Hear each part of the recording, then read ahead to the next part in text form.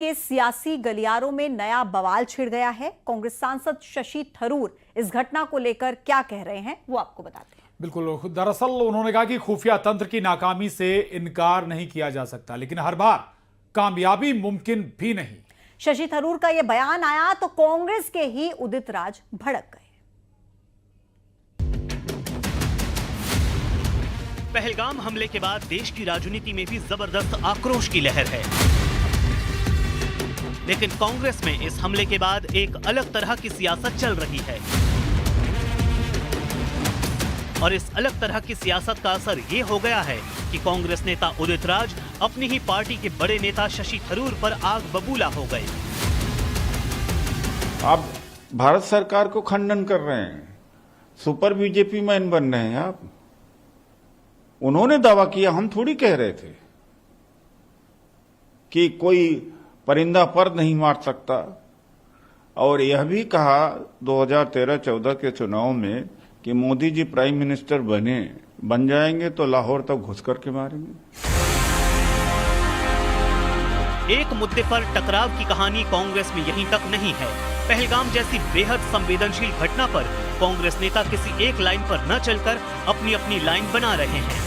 महाराष्ट्र की ब्रह्मपुरी सीट के कांग्रेस विधायक विजय नामदेव राव वेडट्टीवार का ये बयान सवाल खड़े करता है।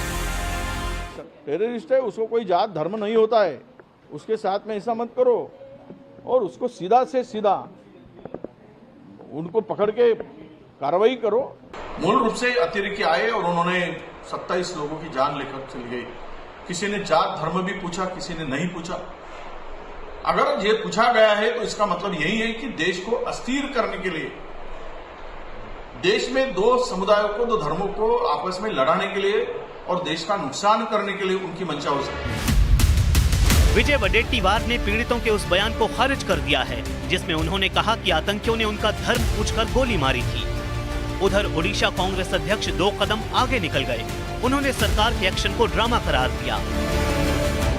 जनता को डराने से अच्छा है कि टेररिस्ट को खत्म करें, टेररिस्ट को निपटाने का काम करें तो शांति में रहे। पुलवामा के बाद ये रिपीटेशन क्यों हुआ? आज भी उस तरह की ड्रामाबाजी चल रहा है क्या? ऐसे तरह से चलता रहेगा? मानवता के साथ, इंडियन लोगों के साथ, भारतीय हिंदू के साथ क्या इस तरह से खेला जाएगा? ऐसा नहीं होना चाहिए। इतना ही नहीं, कर्नाटक के मुख्यमंत्री सिद्धारमैया भी इस मुद्दे पर विवादास्पद बयान को हवा दे चुके हैं। यही वजह है कि बीजेपी को कांग्रेस नेताओं को घेरने का मौका मिल गया है। कांग्रेस पार्टी का एक ही काम चल रहा है, पाकिस्तान के गुनाहों का व्हाइट वॉशिंग करना।